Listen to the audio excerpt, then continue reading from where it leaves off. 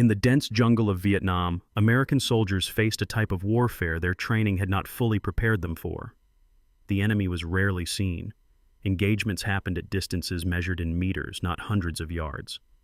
Vegetation was so thick that visibility beyond 10 or 15 feet was often impossible.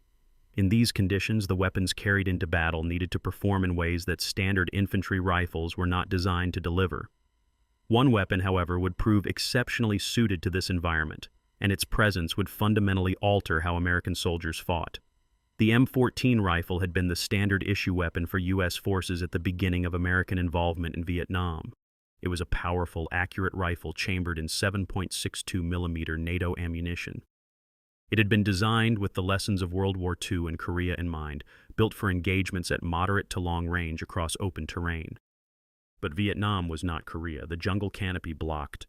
Light rain turned trails into mud, and the humidity corroded metal and wood alike. The M14 was heavy, weighing over 9 pounds unloaded, and its wooden stock swelled in the moisture, affecting accuracy and reliability. More critically, its 20-round magazine and powerful recoil made it difficult to control during rapid fire, and in the jungle, rapid fire was often the only option. Soldiers moving through dense undergrowth rarely had time to aim carefully. Contact with the enemy was sudden, chaotic, and close. A burst of automatic fire from an unseen position could erupt without warning. In those moments, the ability to return fire quickly and in volume often meant survival. The M14, while effective in the right hands and the right conditions, was not ideally suited to this kind of fighting. It had been built for a different war, designed for scenarios that simply did not match the reality of Southeast Asian combat. The terrain itself presented challenges that went beyond what most soldiers had experienced in training. The Central Highlands offered different obstacles than the Mekong Delta, and both were vastly different from the coastal regions. But across all these environments, certain constants remained. The heat was oppressive, often reaching well over 100 degrees Fahrenheit with humidity that made every breath feel heavy. Soldiers carried loads that could exceed 60 or 70 pounds, and they moved through terrain where a misstep could mean injury. The weight of equipment was not an abstract concern. It was a daily reality that affected every aspect of operations. By the mid-1960s, a different rifle began to arrive in Vietnam in significant numbers. It was lighter, shorter, and fired a smaller, faster round. This was the M16, and its introduction would become one of the most significant equipment changes of the war. The M16 was not a perfect weapon when it first arrived. Early models suffered from jamming, often at the worst possible moments, due to a combination of factors including inadequate cleaning kits, lack of chrome-plated chambers, and a change in gunpowder that increased fouling. These problems were serious and they cost lives. Soldiers wrote home expressing frustration and fear. Some were found dead on the battlefield beside disassembled rifles they had been trying to clear. Congressional hearings were held to investigate the failures. Families wanted answers. The military faced intense scrutiny over why a weapon had been fielded that was not ready for combat conditions. The issues were eventually traced to several sources. The rifle had been tested with one type of powder, but a different powder had been used in the ammunition issued to troops, leading to increased residue and fouling. The chamber had not been chrome-plated in early models, making it more susceptible to corrosion in the humid environment. Cleaning kits were not initially issued with the rifles because the weapon had been marketed as self-cleaning, a claim that proved disastrously incorrect in field conditions. But once these issues were addressed through modifications, better maintenance training, and the introduction of proper cleaning kits, the M16 began to demonstrate why it had been developed in the first place. The improved M16A1 model, introduced in 1967, featured a chrome-plated chamber and bore a forward assist to help chamber rounds manually if needed, and came with cleaning equipment and clear maintenance instructions. These changes transformed the weapon's reputation among the troops who carried it. The rifle weighed just over 6 pounds, nearly 3 pounds lighter than the M14. This might not sound significant, but for a soldier carrying ammunition, water, rations, grenades, and other equipment through difficult terrain in extreme heat, every pound mattered. The lighter weight meant less fatigue, and fatigue in combat could be as dangerous as enemy fire. A soldier who was exhausted moved slower, thought less clearly, and made mistakes. Reducing the weight of the primary weapon meant that soldiers could carry more of other essential items, or simply endure longer periods in the field without becoming dangerously depleted. The M16 fired a 5.56 millimeter round, smaller than the 7.62 millimeter used by the M14, but traveling at a higher velocity. This smaller round allowed soldiers to carry more ammunition. A standard load might include 300 rounds or more, compared to the fewer than 200 rounds typically carried for the M14.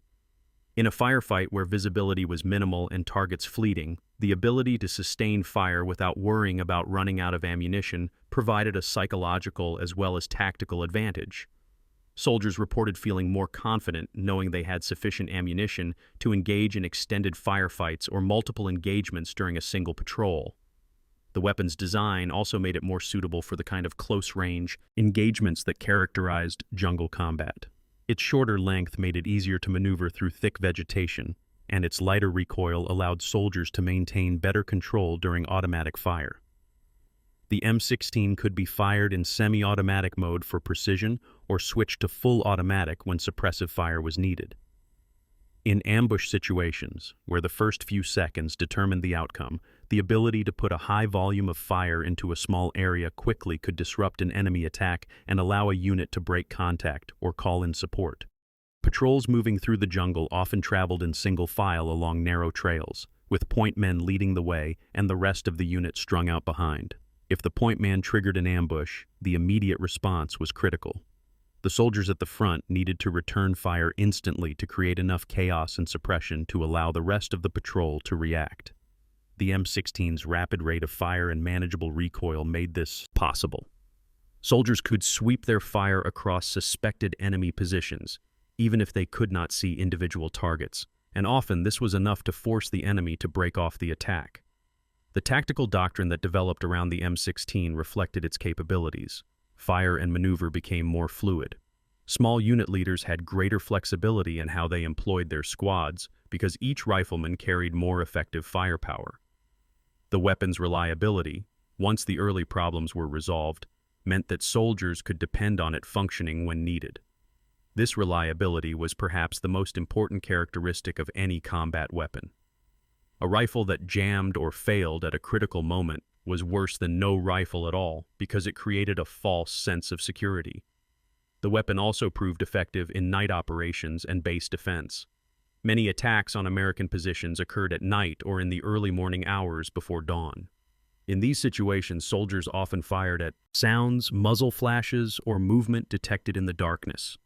The M16's magazine capacity and rate of fire allowed defenders to maintain continuous fire during an assault, and the weapon's lighter weight made it easier to handle in the confined spaces of bunkers and fighting positions.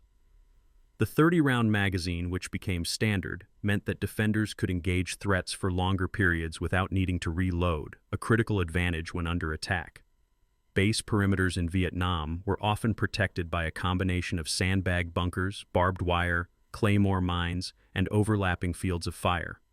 During an attack, the defenders needed to create a wall of fire that would stop or slow the attackers long enough for reinforcements to arrive or for artillery and air support to be called in. The M16 contributed to this defensive capability. Its cyclic rate of fire, between 700 and 900 rounds per minute on full automatic, meant that even a small number of defenders could generate significant firepower. There were, of course, limitations. The smaller round, while effective at close range, had less penetration than the 7.62 millimeter, and some soldiers felt it lacked stopping power. In dense jungle, where vegetation could deflect or slow bullets, this was occasionally a concern. There were accounts of enemy soldiers being hit multiple times and continuing to fight, though such accounts existed for virtually every caliber used in combat and were often difficult to verify. The reality was that shot placement mattered more than caliber in most situations, and the M16's controllability made accurate shot placement more achievable, especially during rapid fire. The rifle's relatively light construction also meant it could be damaged more easily than heavier, more robust designs. Soldiers learned to be careful with the plastic furniture and to avoid using the rifle as a prying tool or club. But these were minor concerns compared to the overall advantages the weapon provided. The M16 became the weapon soldiers wanted to carry, and by the later years of the war, it had become nearly universal among American ground forces. The impact of the M16 extended beyond its mechanical characteristics. It influenced tactics and unit organization. Squads could operate with greater firepower relative to their size, and platoons could sustain longer engagements without resupply. The confidence that came from carrying a reliable, effective weapon affected morale and aggression in combat. Soldiers who trusted their rifles were more willing to engage the enemy and less likely to hesitate in critical moments.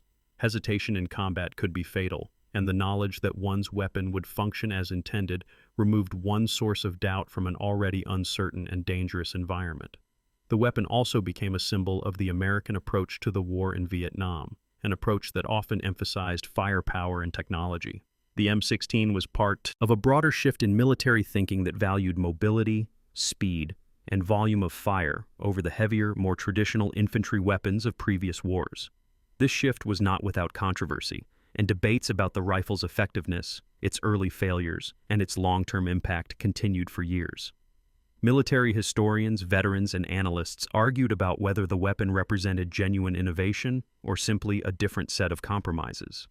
But for the soldiers who carried it through the jungle, the M16 was not a symbol or a subject of debate. It was a tool, and in the environment where they fought, it was a tool that worked. They learned its quirks and its maintenance requirements. They learned to keep it clean even in conditions where everything became dirty within minutes. They learned to trust it, and that trust was earned through countless patrols, firefights, and long nights on perimeter guard. By the end of American combat involvement in Vietnam, the M16 had become the defining infantry weapon of the war. Its adoption marked a turning point not just for the conflict itself, but for military small arms development worldwide. Other nations took note of its design and the lessons learned from its use, and the principles it embodied: lightness, high capacity, controllability, would influence infantry rifles for decades to come. The Soviet Union would develop the AK-74, chambered in a smaller 5.45mm round, clearly influenced by the success of the M16's intermediate cartridge concept. European nations would eventually adopt similar designs. The story of the M16 in Vietnam is not a story of a weapon winning a war. No single piece of equipment could have done that. It is, instead, a story of adaptation and the importance of matching tools to the environment in which they must be used.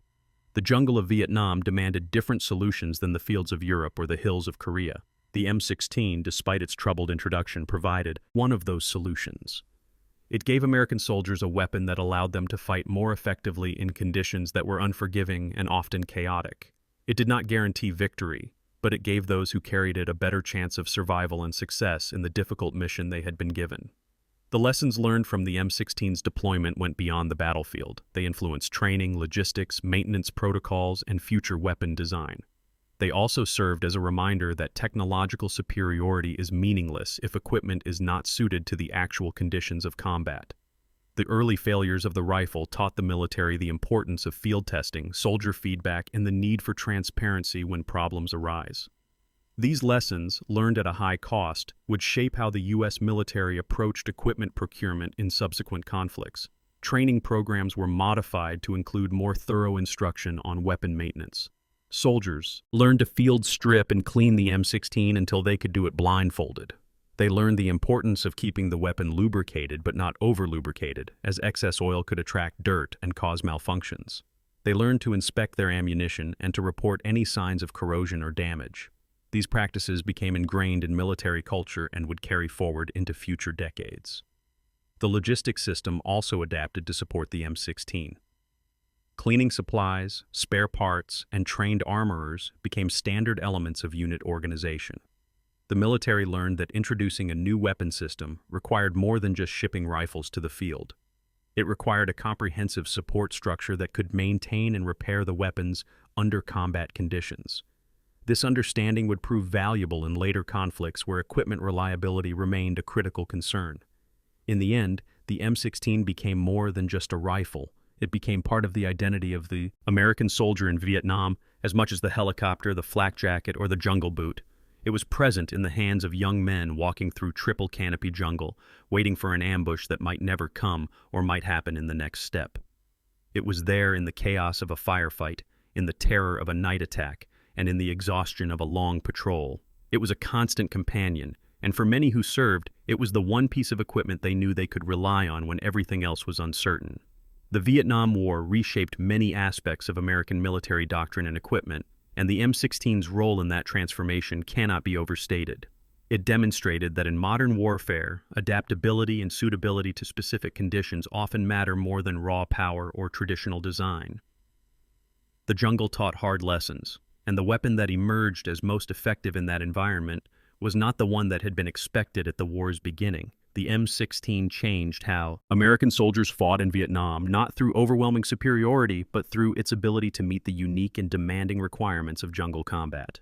Its legacy would extend far beyond the war itself, influencing military thinking and equipment design for generations to come. If you enjoyed this video, please like and subscribe and write in the comments what the next video should be about.